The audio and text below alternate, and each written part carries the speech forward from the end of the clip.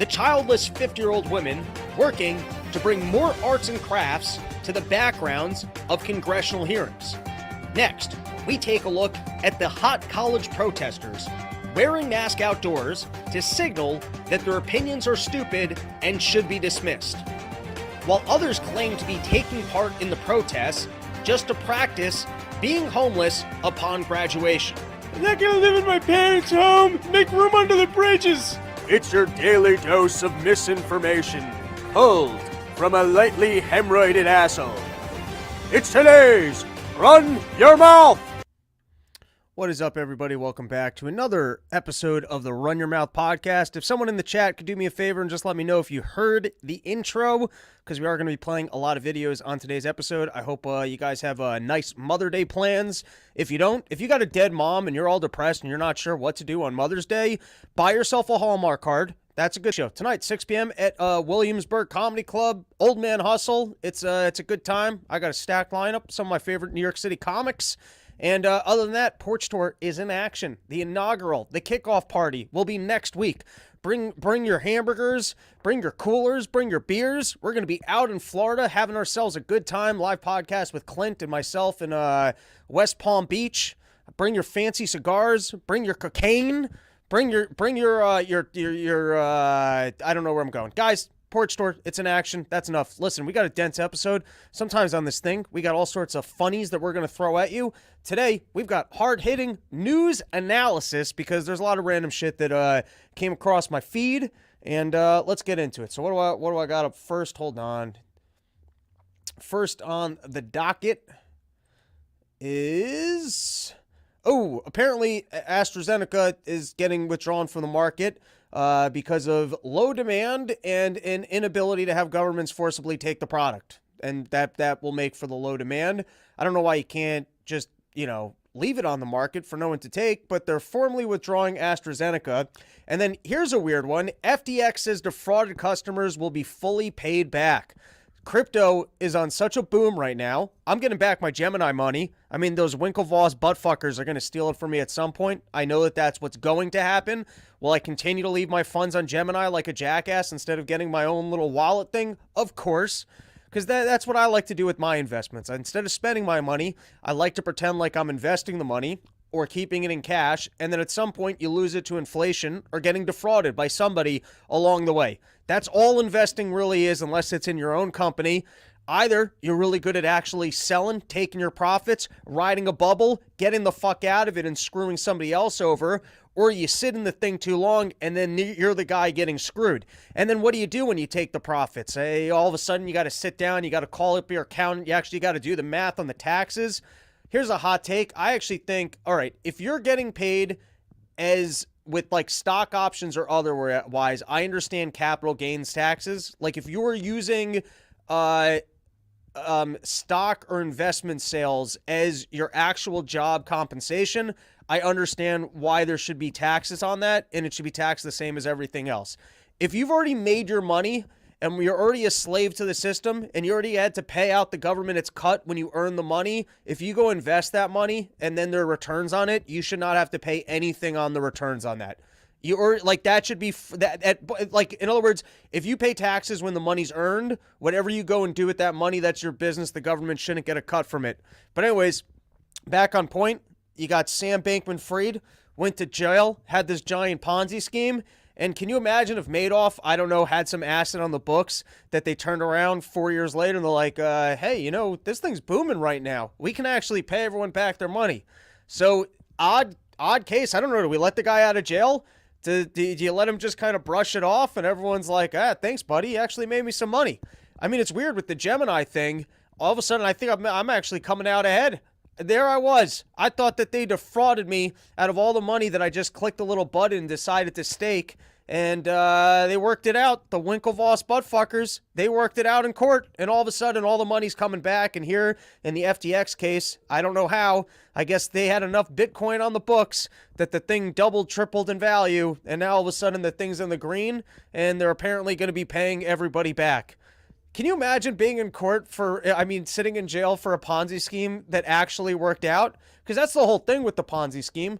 Well, usually I think you're just Ponziing it. That's what you're doing. You're just bringing in the new money to pay out the old money. You pay yourself a cut. You keep bringing in the money. You keep pretending like things are great. But then sometimes you like to give people the benefit of the doubt where they're thinking, hey, if something just hits, I just need one of these investments to hit. And they just cover a loss here. They cover a loss there. They go further down the rabbit hole of pretending like everything's fine. They're taking Adderall. They're banging their coworkers, still trying to pretend like everything's fine. Things really aren't going well, so they're taking more Adderall, banging more of their coworkers, still trying to pretend like everything's fine. But that, like, if you're giving people the benefit of the doubt when it comes to Ponzi schemes, you're thinking, hey, they're hoping that just one thing pays off and then I can make good on all of this.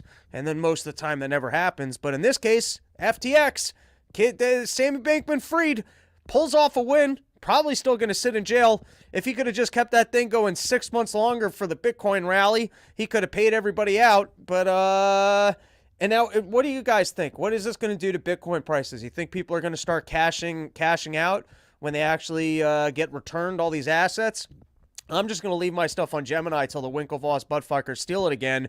But what about you guys? What are you guys planning on doing as you get all the money back from the scams? And speaking of one thing that's not a scam, YoKratom.com, home of the $60 kilo consistently. You can get an entire kilo of Kratom for just $60. All right, next up, we've got the latest from the Donald Trump Stormy Daniels trial. And I don't know that there were any developments that were too interesting. The one thing that I'm amused by is that you've got Donald Trump, and he's running, and the new school conservatives don't seem to be the Christian right of the yesteryear. The people yelling about the violent video games, yelling about the rap music. You know, there was that Christian party, and there still seems to be some of those individuals out there. They seem to really not like abortion, and there's still a lot of them that still think you really got to support Israel and that Jesus will come back, right? See, you have some amount of evangelicals out there, and so there is like an interesting thing that's happening to me in the news this past week where the conservatives do have to just pretend like Donald Trump's a good, honest Christian. Or maybe they're leveling. Maybe they understand, listen, we're never going to get rid of abortions. We're never going to be a Christian country again. But maybe we can at least have a wall and keep the Mexicans out. Maybe that's where their head's at, right? But then you've got, if you were one of these people that was trying to pretend like Donald Trump was a good, wholesome Christian and represented your values, you do have to comprehend with the fact that, yes, he is a New York City sleazeball, and he will cheat on what's his fourth imported wife, the hottest of the bunch. Even though that one's already bought and paid for, that wasn't enough for him. He still has to have sex with the with the porn stars, and he's got to pay these ladies out, and so they got to deal with that. And then you've also got all of mainstream media reporting on Stormy Daniels like she's the most noble of all characters. And when this lady took the witness stand, and when she gives her testimony, and the reason why you should believe this dumb slut of a hooker, it's a little bit remarkable on both sides. The conservatives have to completely ignore, and that's why this was a good trick by the Democrats. He tried to make a hush money payment. He tried to make this thing go away, and they pulled him into court with some bullshit court case that they could parade it all over the news and make him sit in court while he has to listen to it. Fine, dirty trick by the Democrats. And they've pulled some good dirty tricks on him. They told him that he was like being peed on by hookers, and that he was a Russian asset. They did that trick to him for like 3 whole years.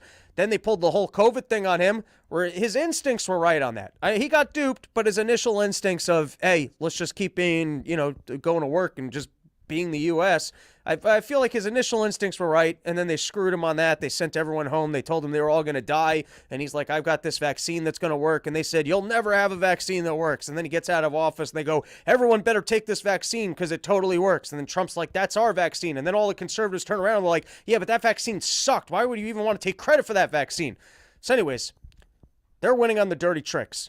But then watching MSNBC, CNN, or all these other people trying to pretend like Stormy Daniels is the most noble character that ever existed, and, well, we all need to be paying attention to this porn star. Everyone, we need to listen up now, because when she had sex in that room, we all better, everyone, get your kids out of school and put them in front of the television, because we all need to be listening to the words and the honesty and what she went through and breaking it down. All right, so anyways, I do want to read this from the New York Times morning briefing. It's nothing that's that much new or bigger than what we said, but let's read it. Trump's lawyer aggressively questioned Stormy Daniels at his Manhattan criminal trial, accusing her of lying about having sex with Trump and seeking to profit from her story. That I don't understand. I don't understand why the Trump people are still out there trying to pretend like Donald Trump didn't have sex with her. Just admit it and move on. That's not really even what the court case is about. You're now playing into their game of the fact that this is now as if that was the illegal behavior. There's a lot of conversation here about what's not illegal behavior. That's just to embarrass Trump. And now he's going to even claim that it never happened. That seems tough. I mean, that just seems like a tough move. I don't know why. Just admit it and move on. All right, you made this all up, right? The lawyer asked. Doesn't that, like, in your mind, even though you're winning the court case because it's about nonsense, but now you're kind of, like, because I believe that you guys did do it. I just think the whole court case is nonsense. So now if you're going to try and make it seem like it didn't even happen, you guys are starting to come off like liars also.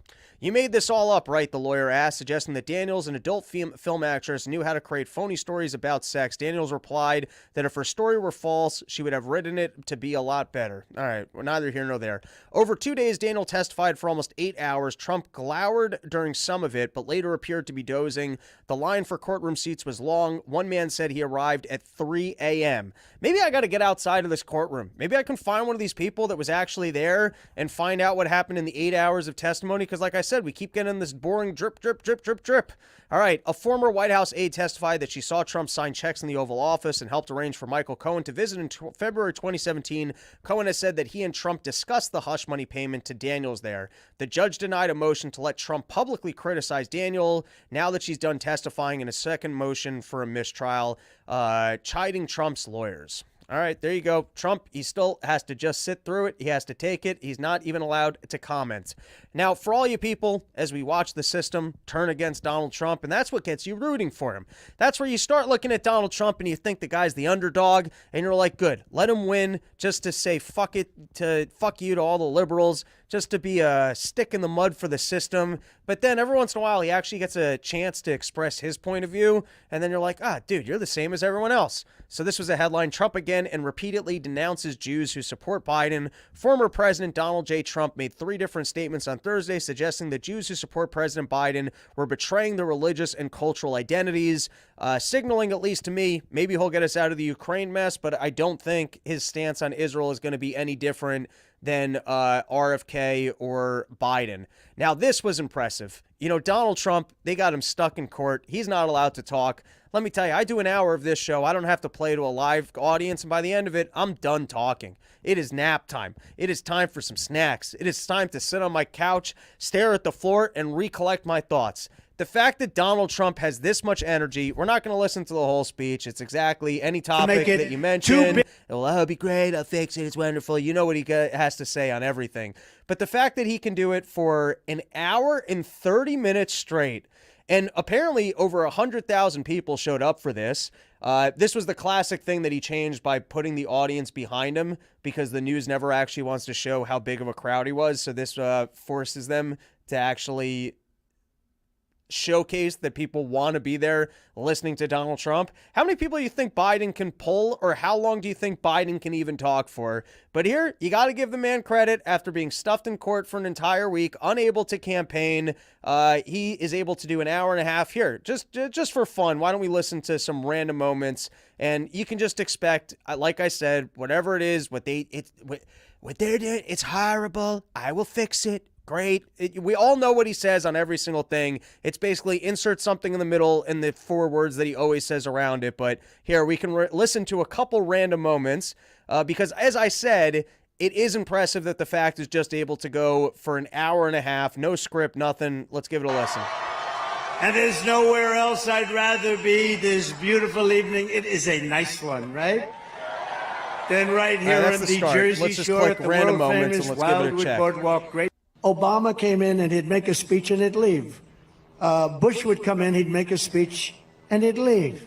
Trump came in, he made a speech, and he went back, he said, you guys aren't paying your bills.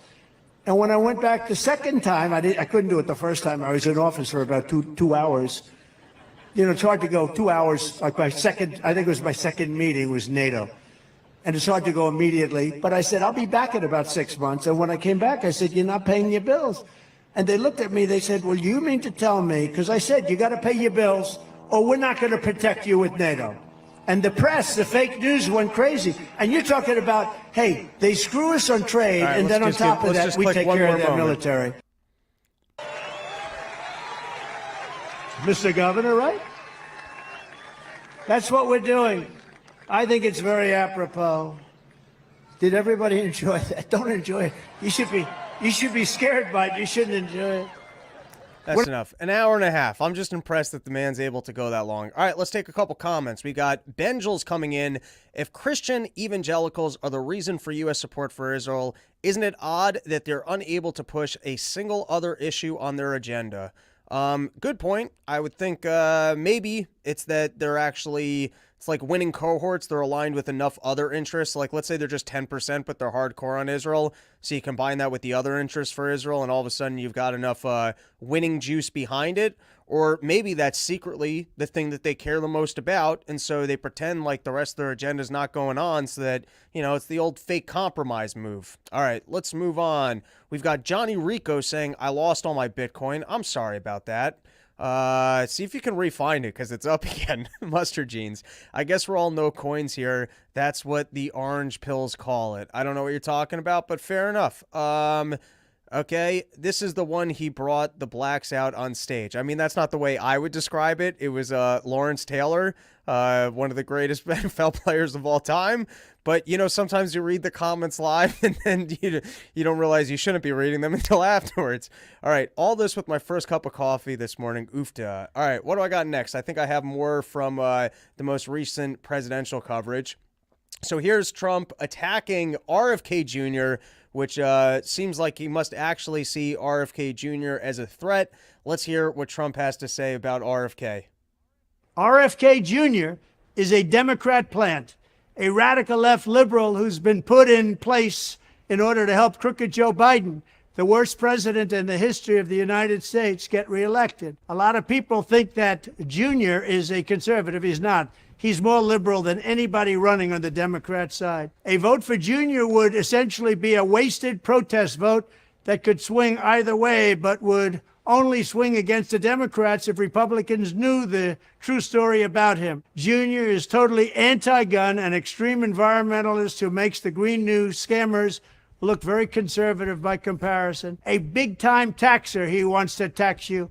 An open border advocate. He wants those borders to be wide open for more people to come in from prisons and mental institutions. And he's anti-military and he's anti-vet.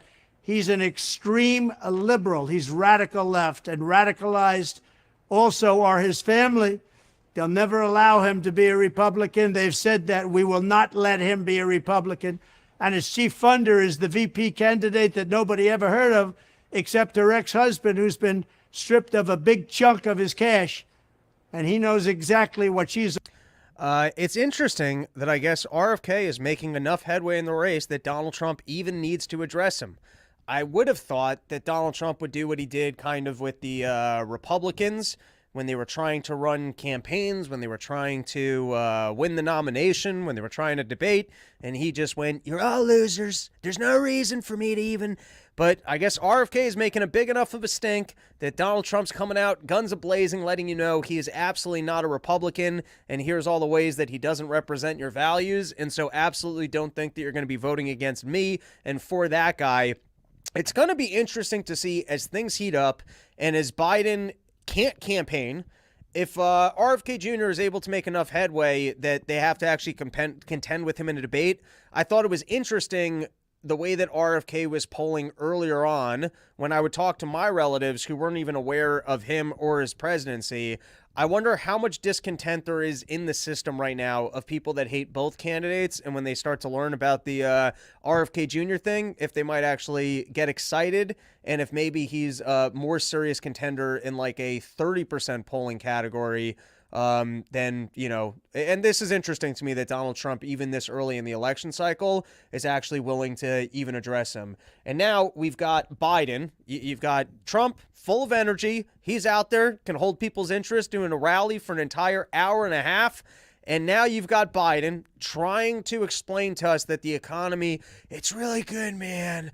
I know you think it's bad, but really, if you just opened up your eyes and you realized you had more money, prices are going up on you, that's actually good because you got the more money to spend it on the prices as they go up.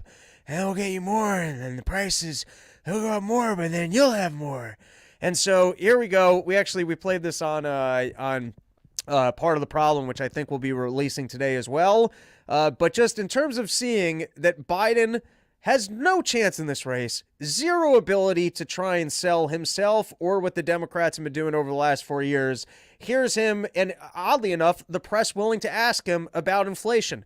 The press willing to go, listen, we think what's going to kill you in this election is that voters seem very concerned about the economy. They don't seem to be that concerned about the soul of the nation anymore. Last time around, you were able to talk about the soul of the nation, the return to decency, and then people realized, you know what? I'd rather be able to afford groceries. I'd rather be excited about my economic future, even if that means I have to contend with Donald Trump.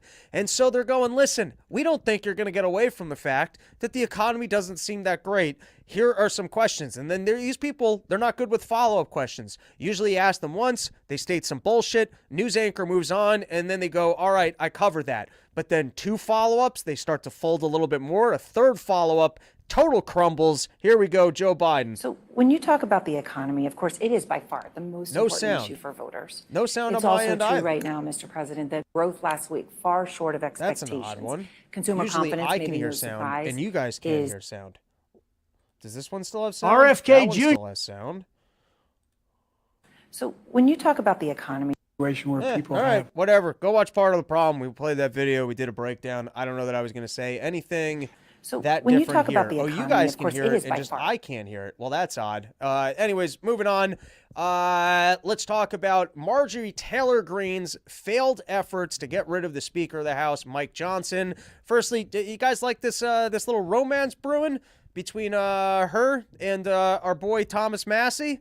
Cute little power couple. Not trying to insinuate that anyone's not doing kosher things, because Thomas Massey's a nice Republican man married to his wife, but I like the optics. It looks sweet.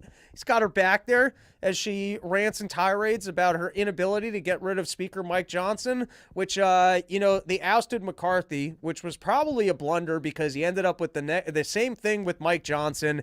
And probably from what I remember, I've seen this scattered that he's not as good of a fundraiser for the Republicans. And at least with McCarthy, you could point to him and be like, we're going to get you. We're going to get you. We're going to get you. And then you replaced him with someone who did all the same things.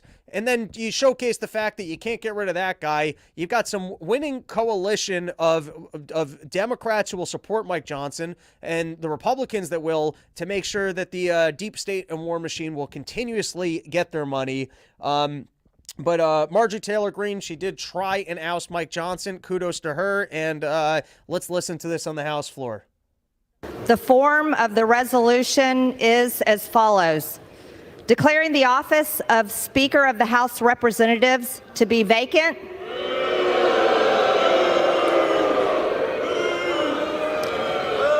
This is the uniparty for the American people watching. All right. Firstly, I love it when the Senate and House or whatever floor just turns into football games. The fact that everyone's booing, I love that. I love the optics of whenever it's a spectacle. I love that Marjorie Taylor Greene is able to bring that out in people. And I also agree with her 100% that this does showcase the uniparty and the fact that there is some branch that does not represent. You can vote all day, you can get your people in, and at the same way, for some reason, the deep state seems to win.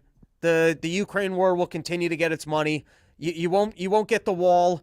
All the remember that was supposed to be the whole thing. All right, listen, we'll get you your Ukraine war funding, but you have to actually give us the money to do the wall. And they said, listen, we'll do the wall if you'll let us legalize the current level of illegal immigration.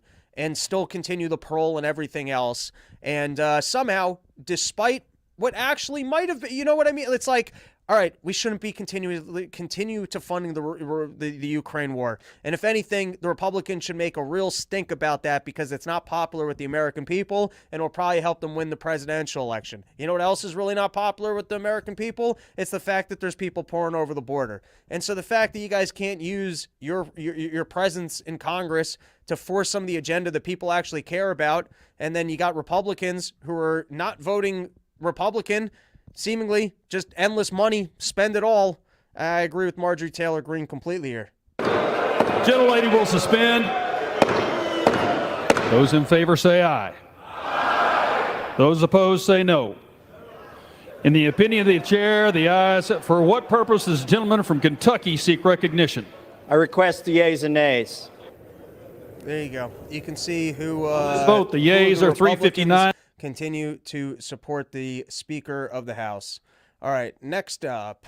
Oh, yeah. All right. I don't know who this Republican is, but watch this wild sellout celebrate a deep state victory. And I don't know what other Republicans share this perspective, but any Republican in Congress who has this point of view, I think we should all be aware of. And I don't know, maybe the Meat Caucus or whoever else can work on educating the American people of the individuals in Congress that do not represent their interests. Let's give this a listen.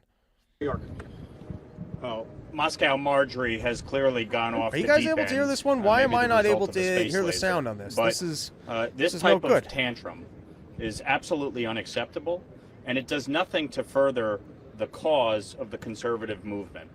The only people who have stymied you guys hear that? our I don't hear it at ability all. to govern are the very people Stupid that fucking have pulled producer. I'm these gonna types fire of this stunts guy so throughout good. the course of this Congress to undermine the House Republican majority. The American people gave us the responsibility to serve as a check and balance on Joe Biden and his disastrous policies, from the disastrous withdrawal in Afghanistan. You know, you spend all week collecting the videos that you want to comment on, and then you can't hear the sound, and then you just have to stare at your camera like a jackass. But I guess what I was interested in was the fact that this was a Republican making all of the major Democratic talking points as if Biden had put together a real plan for building a wall and for fixing immigration, and absolutely just taking the Democratic point of view, which they didn't. They tried to legalize the current level of immigration. That's what they tried to do. And just to hear Republicans just absolutely preach the Democratic talking points as if they're trying to fix some of these problems and not just spend all of the money, I don't know. It aggravated me, and I think showcases, I mean, that guy's not a Republican, and I don't know who else agrees with him, but they are not either. All right, let's take a moment and thank one of our other sponsors for today, sheathunderwear.com. It's the summer months. Things are getting sweaty. Things are getting all gross outside. You want to make sure that your balls are protected from the hot sun, and you can do that at sheathunderwear.com. Use promo code RYM. You're going to get yourself 20% off the greatest underwear that's ever graced the balls of man. All right. I have a creepy thought for all of you frequent flyers out there. I'm out there in airports every single weekend, just about. Luckily for me, I've got all the fancy travel cards. I got the lounge access. I'm drinking. I'm eating good meals. I'm having a good time in the airports. But you've got these Boeing planes, and they just keep falling down. So this was a Transair Boeing 737-383 aircraft, received substantial damage after it did a runway excursion at Blaise Dijon Airport International Airport, which, by the way, dude, I had a flight recently where landing, it did like the bounce off the runway thing, and then you get all of the people like screaming like you're about to die. It was 3 minutes of excitement. But anyways, I'm going to put a scary thought into everyone's brains. If you might want to just fast forward for the next 3 minutes, and I want to make it clear, I will not stop flying. I'm just, after COVID, are you going to actually get concerned about things and not do things? You can't. You just got to go, listen, I'm just going to live my life. And even if because of socialist policies that somehow allowed Boeing to build shitty planes and then kill the people that wanted to tell us about them, I'm not stopping flying. And I don't recommend that you stop flying. But I have noticed on these new Boeing planes, you go to use the bathroom and the little notch doesn't really work. I'm sure some of you guys have been on the new planes. The door doesn't quite close. You have to fidget with it to get the thing to close. Then every single time you go to leave that bathroom, you have that moment where you're like, shit, did I just lock myself in here? And then me, I'm working out, especially since I tore my titty. I'm doing a lot of these exercises, trying to get that rotator cuff going. So I'm good. I can maneuver a hatch, I'm in there, and don't tell me that because someone else is more gentle, they got the gentle touch. That is bullshit. No one's got the gentle touch with these bathroom doors that are getting stuck. If anything, sometimes you got to press the thing so that you can realign it. I spend a lot of time in bathrooms on planes. No one's better at this than I am. If anything, I've got the magic touch. Like, for example, you know what I'm really good at? If you ever don't have a beer opener, one of my great party tricks is I can open up a beer with my fist. I know how to get that thing propped on a table. Boom. Now you got an open beer. I'm great at that. Also, you get yourself locked in a Boeing bathroom. I've spent enough time. I know how to do it. You got to flatten the door, make sure that the thing's in the right spot. You got to give it a good yank, and now you're out. And I hear people, I hear old ladies, they're getting stuck in that bathroom.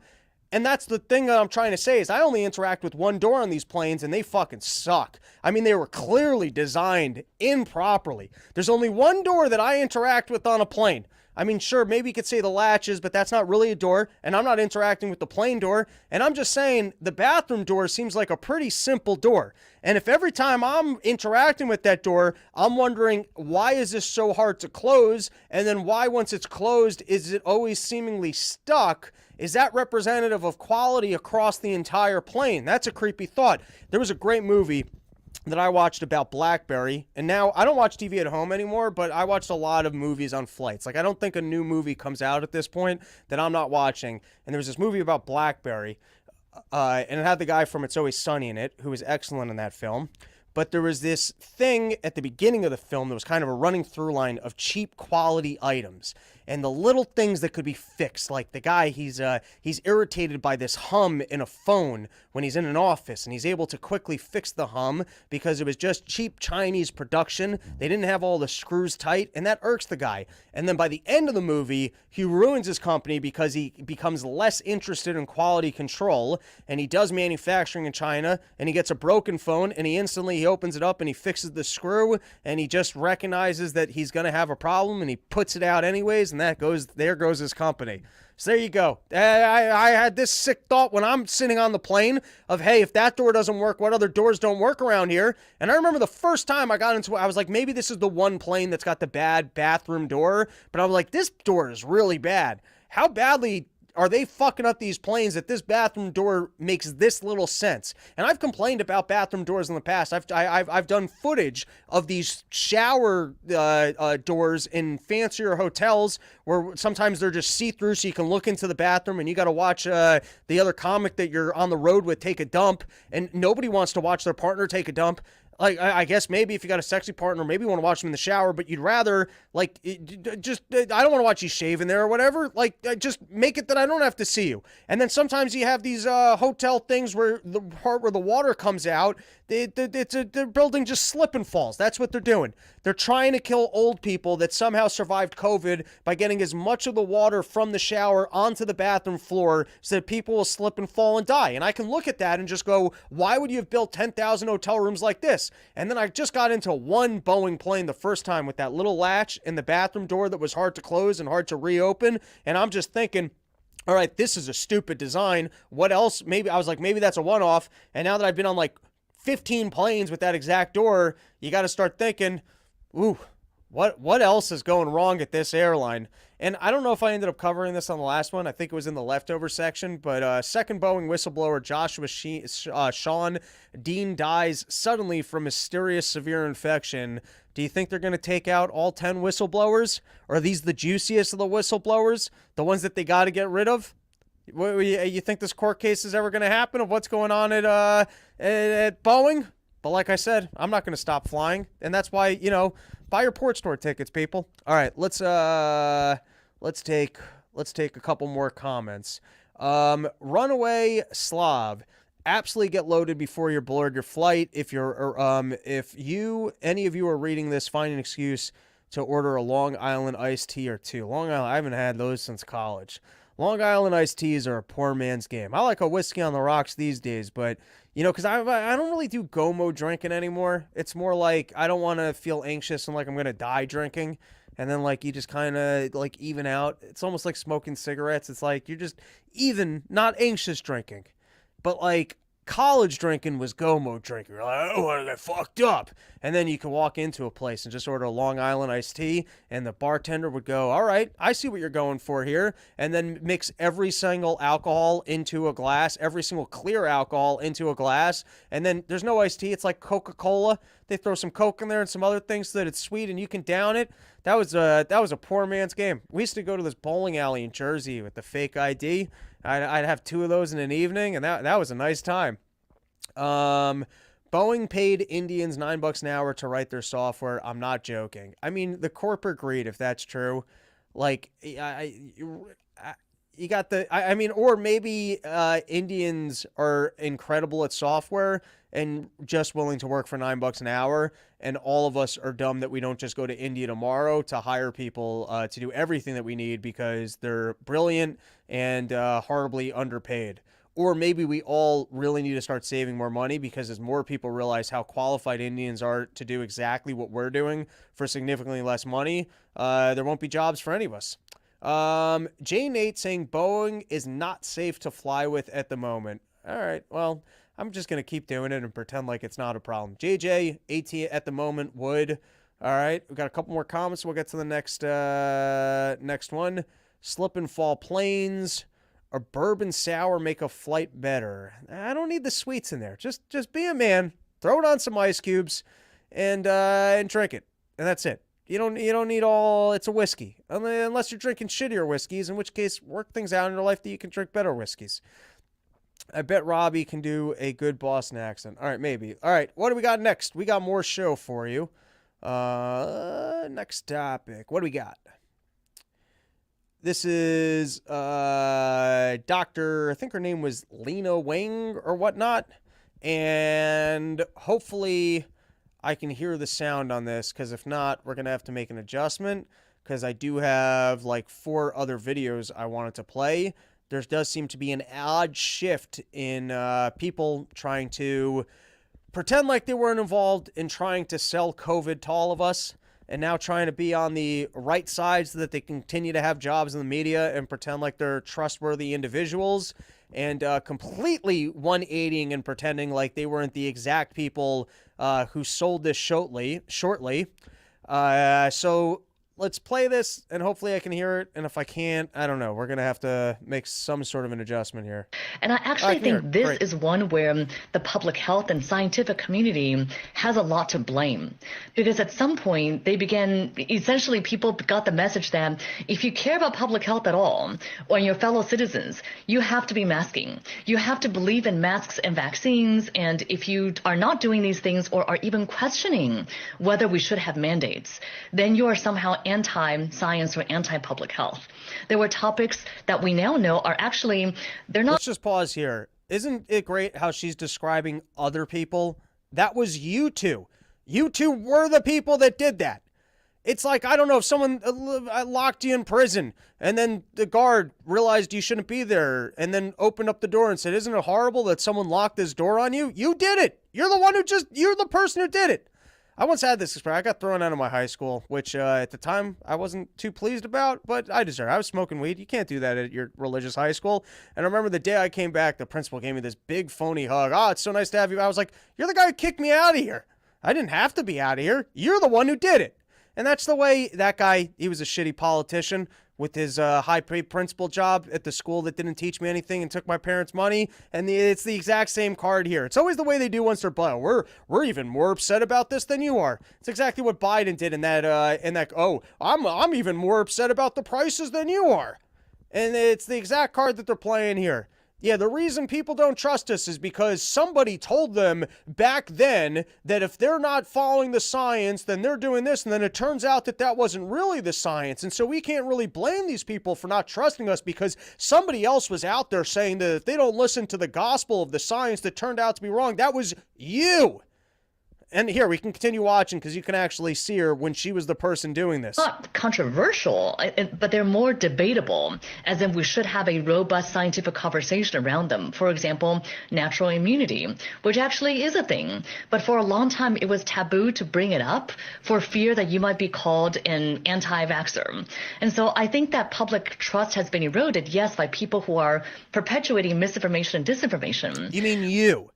Public trust has been eroded by people like you who got it up, took the regime's talking points, told us that if we weren't listening to you and we weren't giving up our lives to stay home while you guys paraded this nonsense to ruin our lives, we were going to kill our grandparents and we didn't kill about other people. And when we asked you, oh, does this science really make sense? Does it make sense that if I already had COVID, I need to get vaccinated and I can't walk into a restaurant? When we asked things that were just common sense, you told us, oh, you're going to kill other people and you got to trust the science. This was you. And I actually think this is one where the public health and scientific community has a lot to blame. Because at some point, they began, essentially people got the message that if you care about public health at all, or your fellow citizens, you have to be masking. You have to believe in masks and vaccines, and if you are not... You know what might be better? Here's all the things I said 2 years ago. And the reason that I was saying it was because someone told me, here are the things that you're supposed to be saying. These people should be getting large enough paychecks when they're doing the propaganda that once it's over, they can at least have the dignity of hiring new people to lie to us. Like, you see what, like, you should get paid enough and basically here's a good example. I don't know if you guys ever saw, it was Kevin Spacey was in the movie and it was about the subprime mortgage crisis. Someone in the chat help me out here. I feel like it was called Short Sell or something like that. But there's a scene in that movie where they basically, the firm that they're working for realizes the risk of all of the subprime mortgage assets that they're holding at that time, which are the collateralized bonds that I like all of the banks at that time were holding it because it was, you know, they all had models that saw that the real estate market was going to go up forever. The Big Short. Thank you. You see, that's why we go live. You guys saved me. The Big Short. So at the time, all the banks, they had these models saying that housing prices are never going to go down. And so they had their collateralized debt obligations that they packaged together. They treated that as if it was like the same as government bonds on their books. And they're all making a lot of money. And then these guys realized that there was too much risk in holding all these assets. They actually had the insight of, oh no, it wasn't The Big Short. The Big Short's a different movie. But anyways, they realized they got to dump all these assets. And Kevin Spacey, he spends a scene, there's a scene in the movie where he's talking to all the other traders and he basically lets them know, after this, you guys are going to have to take a break from working because your credibility will be shot in the industry. We are dumping all of this. It's going to be on, you know, our partners. And when they find out that we dumped all this on them and this market collapses and then they know that we had the insight, you guys are going to have a hard time finding work. And so here are your bonuses to go and get this done. I would think that in this case, when the regime has these propagandists go out and they sell this stuff and they have to lie through their teeth and they have to pretend like we are crazy people who need to be shamed for asking common sense questions. That's what happened during COVID. If you were just asking basic common sense questions, they were pretending like every other person was getting vaccinated and that you were a mean, evil person who was going to keep the rest of the country from getting over this national travesty because of your non-compliance. And that's what they were out there, and that's what they were out there preaching. And it's insane to me that I guess they didn't get paid well enough during that time that they still need to be doing these jobs, or that the regime will rely on them to try and reinstate them as credible individuals. Like Dr. Sanjay Gupta. The next time they got to sell us on something health related, is CNN, is he still even there? Are they still going to roll him out every day? Or is that it? It was a one-trick pony. You were able to play the credible witness once. You play it once and then that's it. It's not going to work a second time. And so in this case, this was the lady. You're going to see in a second. You're going to remember when she was out there saying we need to punish the people that won't be compliant. Not doing these things or are even questioning whether we should have mandates, then you are somehow anti-science or anti-public health. There were topics that we now know are actually, they're not controversial, but they're more debatable, as in we should have a robust scientific conversation around them. For example, natural immunity, which actually is a thing. But for a long time, it was taboo to bring it up for fear that you might be called an anti-vaxxer. And so I think that public trust has been eroded, yes, by people who are perpetuating misinformation and disinformation. But I think that the people in the scientific community who did not do a very good job of separating fact from opinion also helped to erode that trust. Clear to them that the vaccine is the ticket back to pre-pandemic life. And the window to do that is really narrowing. We need to start looking at the choice to remain unvaccinated the same as we look at driving while intoxicated.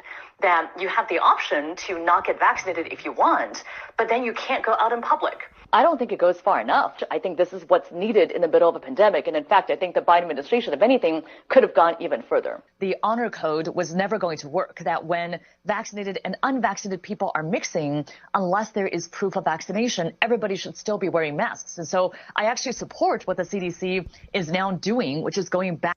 These people should be tried for lying to us.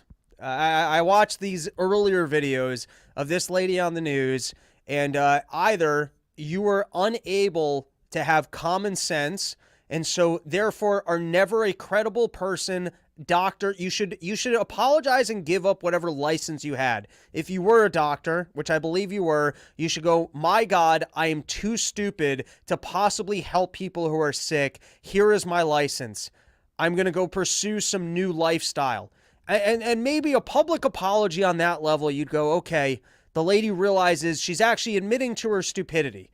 And then still you would go, I don't think she's that dumb. I think she was working, and I think she got paid pretty good to go out there and try and sell this to us. But, you know, at least if you were to come forward and to save your own ass, just go, listen, I should never have been out there. It's come to my attention that I'm actually this stupid of a person, and I didn't realize that. I think you, me, the listeners, we could turn around and we go, all right, you know what? You didn't realize you were stupid. Maybe we should investigate the schools that gave you a degree and figure out what kind of fraud exists that someone this dumb could get through the system. We could run with that reality. But I don't know. You watch these earlier things, you remember what they did to us, and you're like, you should be tried and prosecuted. And we certainly shouldn't live in reality where you're able to get on the TV now and still talk to us like you're the expert, and that all this other stuff was somebody else doing this. It was somebody else's decision. You should be treated with disgust for the rest of your life. All right. And then we've got more. I've got more on this because there were a bunch of these moments last week, which includes, well, let's give this a watch. I believe, if I remember correctly, we had Cuomo on Patrick Bet-David. We did a whole episode of Part of the Problem on that the other day, where he came out and let you know that he is now taking ivermectin. And I believe that this is a clip of during the COVID times, him selling us on COVID. Once again, you know, you might as well, if you're Cuomo, just go treat it like when people are the press secretary for the president and they go, listen, my job was lying and I lied to you. You might as well go. I was the chief propagandist at CNN, and so when I was at CNN, I was the chief propagandist, and they gave me this information, and then I came out and I gave you guys that information because my job was being the country's chief propagandist.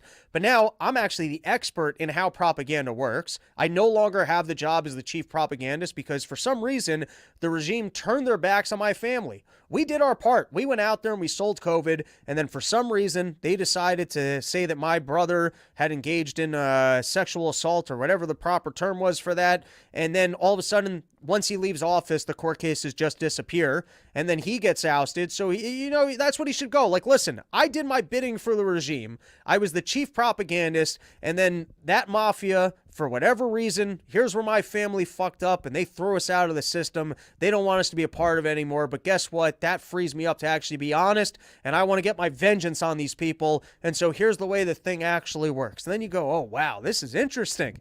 This is interesting. The guy who used to be the chief propagandist for the regime is willing to admit that he was the chief propagandist. And then maybe he could tell us all the stories of how it really works at CNN, where you sit down with Brennan, who used to be at the CIA, and you guys craft your narratives about, oh, we're going to decide that the president's actually a Russian asset. And then if you wanted to turn your back on the system and actually be a whistleblower and give us the inside scoop of what life was like as the chief propagandist, you're like, all right, I'll hear you out. But now he's just out here pretending like that's not what his last job was, and he didn't just sell the thing. Like, nobody could have known. It was common sense questions. All right, here we go. Here was Chris Cuomo while he was at CNN. President Trump wrote on Twitter, "Don't be afraid of COVID. Don't let it dominate your life."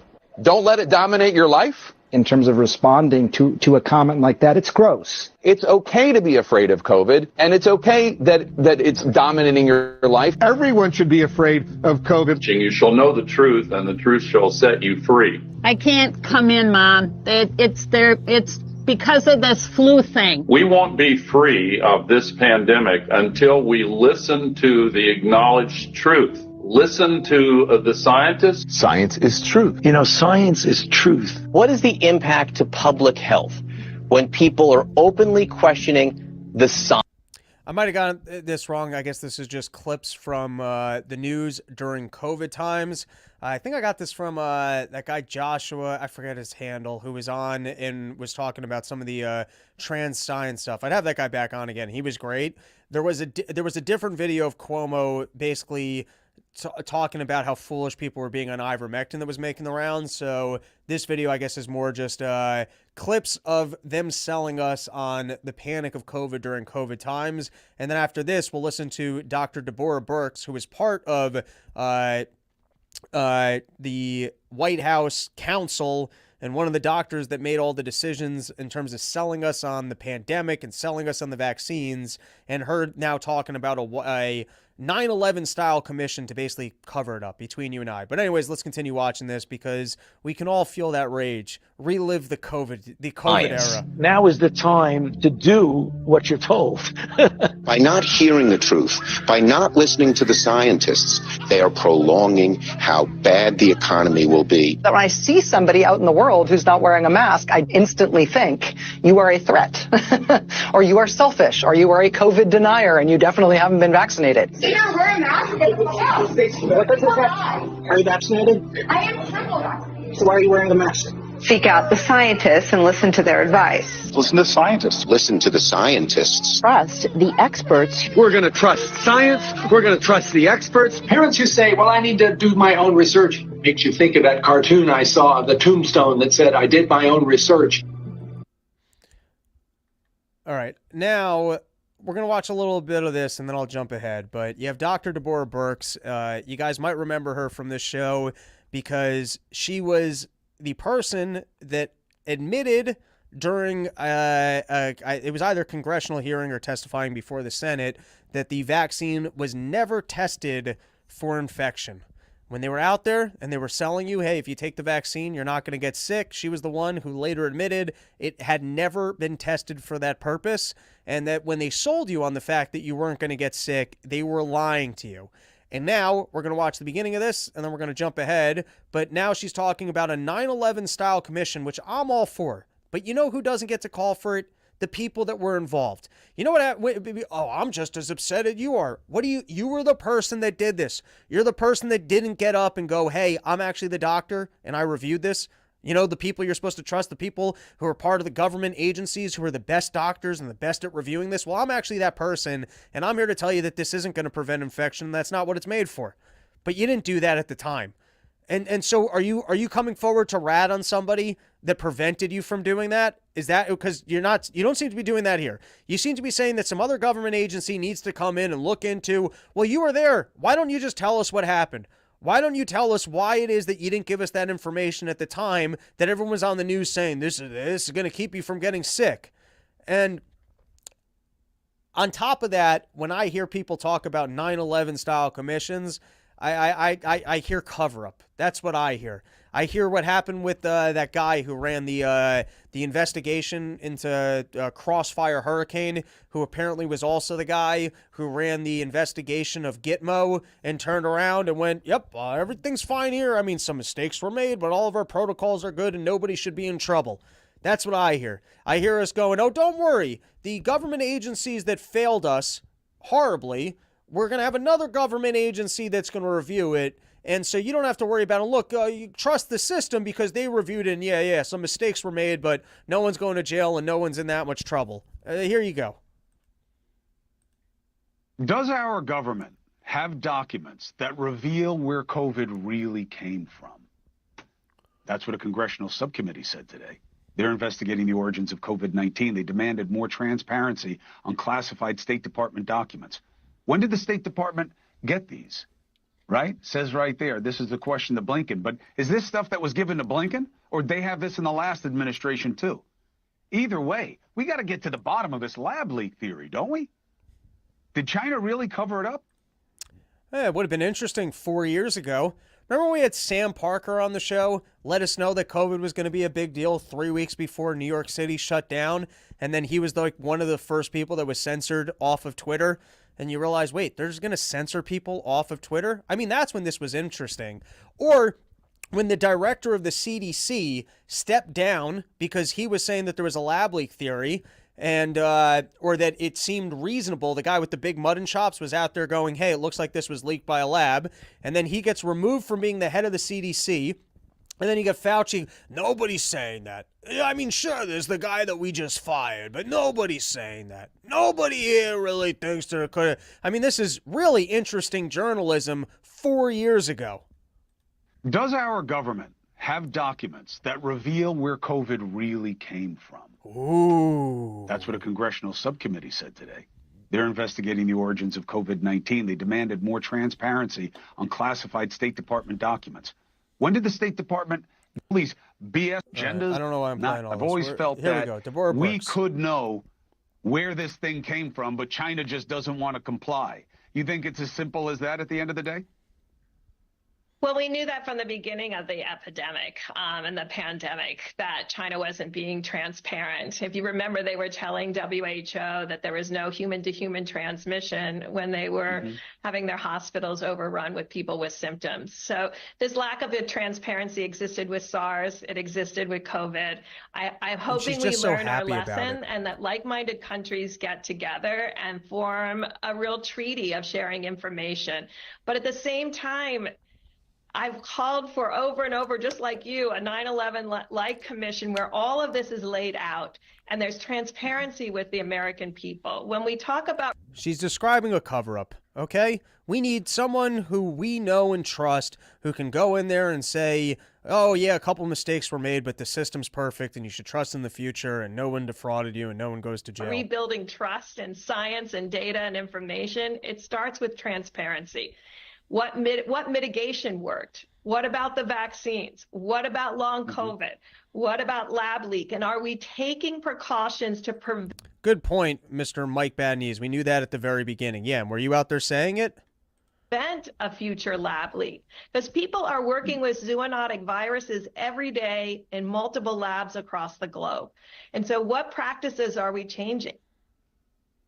So, Doc, AstraZeneca made a headline today pulling the vaccine. They say it's because the demand curve isn't there anymore. There are other products. Other people say it's because the other products are better than their monkey based one and that has less side effects than AstraZeneca. And it has motivated people's paranoia about vaccines. What is your opening statement about whether or not the COVID vaccines were effective and whether they are safe compared to most vaccines? They were very effective for what they were supposed to be used for, which was prevent severe disease and hospitalization and not what they told us when they rolled them out. Deaths. And that's what the vaccines were studied to do in this country, and that's what they did. Now, the question, you're asking a broader question because a lot of people were immunized that weren't in those high-risk groups, and that's why they're immunized in the not high-risk. Isn't that what was required of us? Isn't that what people lost jobs over? I mean, are you saying that we should have just given this to the elderly? Is this more in line with might have been like the Great Barren? I mean, I guess I don't even know if they called for vaccination, but even I was like, hey, old and sick, maybe that makes sense. But for the healthy ones, doesn't seem like this thing's got that much utility. Is that what you're saying? Because my God, we would have had a very different COVID experience if that was the what the vaccine had been studied for, and that was what you guys were telling us. I mean, this actually sounds to me like this should be the first admission of somebody who's getting in trouble for lying to the American people as a part of this 9/11 commission, because did you have this information then? And if you did and you didn't tell us, are you responsible, or are you specifically ratting somebody out who told you that you had to lie? And were you under threat? Were you under duress? Do you have no honesty or credibility as a human being? Do you not care?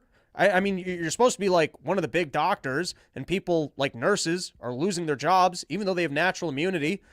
And you're shaming people. You're having people stay in their homes. Are you telling us that at the time, based off the studies, you had different information and you didn't come forward and clarify it when Fauci or everyone else was on the news saying otherwise?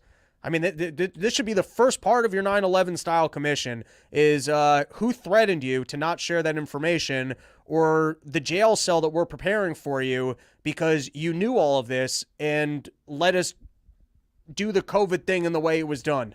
Has to be this transparent panel and discussion. But AstraZeneca, I mean, I just want to take a second to step back. All right, I want to jump forward. Did amazing things as for us in the public sector during COVID. They made us test within weeks of us asking for it. They made us monoclonal antibodies. By the way, the initial testing was one of the failures of government, from what I remember. They made us antivirals and they made us vaccines all within the first 9 months. That's extraordinary. What AstraZeneca is saying, and I think pretty clearly, they didn't make a second generation vaccine against the new strains. And so rightly, the use of that went way down.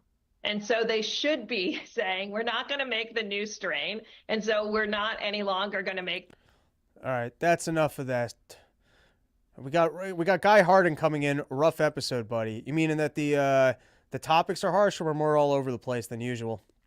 All right, and then we've got more show for you. This is a long one for Mother's Day. You guys can show up to your Mother's Day barbecue in the afternoon, all hot and heated, and starting fights with your family about topics that have been irrelevant now for 3 years. So, give your mama a hug, give her a kiss, tell her I love you, and then give her some shit for COVID and what's going on in Israel. It's all of your obligations as members of the Run Your Mouth family. All right, a couple quick topics, and then we're going to move on with our lives. I was reading this article in the Wall Street Journal about Social Security, and I'm starting to think we need is some light breakage. We need some light breakage to educate the American people on the fact that the elites, the government, they're lying to us. They're lying to us about the amount of resources that are available. They're lying to us about this idea of, we can just print money. There's endless money. There's all the money you ever need for anything. We need some light breakage of people realizing that they were lied to, because while you're being lied to, while the Ponzi scheme's going, it seems like everything's fine. You can be taking vacations you can't afford because you think Madoff's got all this money of yours. You think you're making your 10% every month. You think that you're wealthy, and so you're living a lifestyle. And if someone actually told you the reality of your financial situation, you would realize, I can't afford this house. I can't afford to be taking this vacation. I can't be afford because all this money I think I have, I don't actually have. And so for whatever amount of time you're in that bubble and you're spending more money that you don't really have, you're creating more of a problem for yourselves. Once reality settles in, reality sucks. You thought you were rich and you're actually not rich, but at least you can start making adjustments. Maybe you don't tell your boss to go fuck themselves and then you work 10 more years because you're actually not wealthy. Or I don't know what kind of decisions people were making with their lives because they thought all their money was safe with Madoff. But the point I'm trying to say is while you're in the Ponzi scheme, it feels nice because you think things are going well, and so it feels good, but it doesn't actually help because it's fiction. And I think that's true of the United States government and for all these people that like voting for forced wealth redistribution because they think, hey, look at all this free stuff I'm getting, and it's not really free. And at some point, it's going to shatter, it's going to break, and or at a minimum, it's getting in the way of growth. And so I was reading this article about Social Security, and everyone goes, Social Security is off the table. It's off the table. It's off the table. And obviously, if people were told by the United States government that they were going to have resources that they need in retirement and they don't, that is tragic.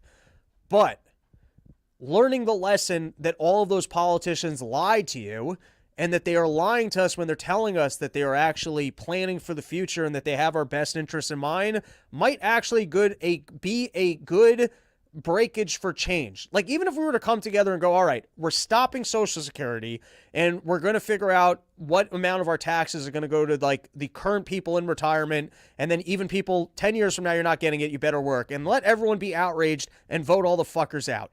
Let people actually learn, oh, these people are just lying to us. And then when they start lying to us about other goods and services that can be free, we can go, oh, it doesn't help because you're lying to us. All right, so I want to read a couple. This is from the Wall Street Journal opinion section. I highlighted a couple things that I think are noteworthy. At that point, without congressional action, elderly and disabled Americans who rely on Social Security could see their payment cut by 17%.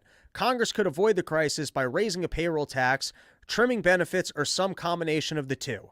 So already we know that there's shortfalls, and they're going to have to trim payments by 17%, which also does not include the fact that the money that you're getting when you retire after inflation won't have the purchasing power. So if you're actually looking at both reduction in purchasing power and a reduction to keep it solvent of 17% right off the bat, I don't know. Off the top of my head, you're probably looking at 40% cut.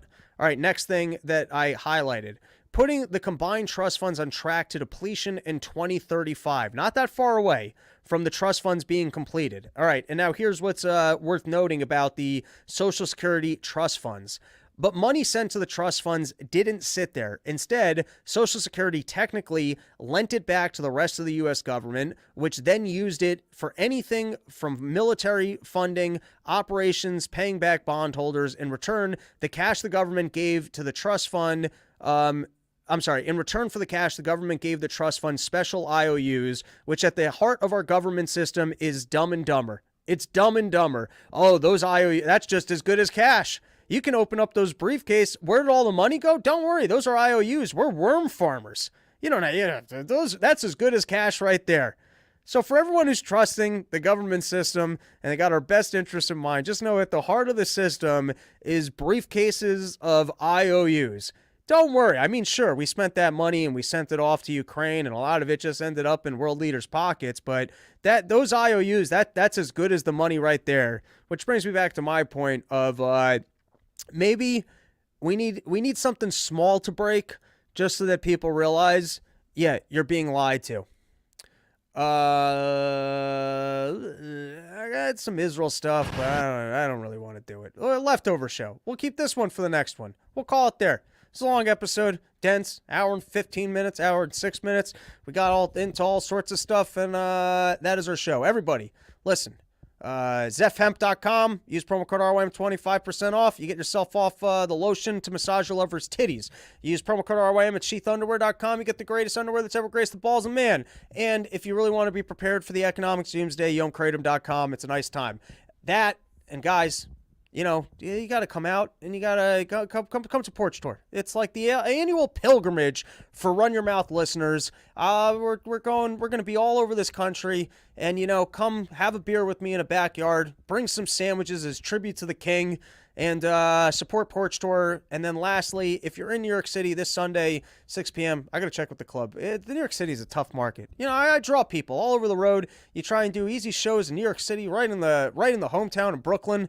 So, 6 p.m., if you're in New York City, come hang out with us. That is the show. Sumquawk, please get somebody to make merch. I will. We're going to get some t-shirts with this exact logo on it. I also got that thing. We're going to get it on some hats. The problem is I keep whatever. There's a lot of work to get done here behind the scenes, but we will. I don't know why. Got some dots there. JJ Nate coming through saying, good show, Robbie. Thank you, sir.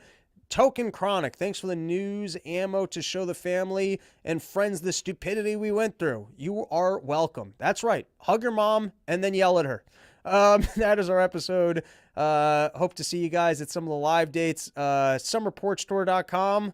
Or maybe it's porchtour.com. I should know these things. You can see all the Porch Tour dates. RobbieTheFire.com has all of my dates. Going to be at the Libertarian National Convention. Got Childerberg next weekend. Got a lot of new material. Things are clicking. So come out, come say hello.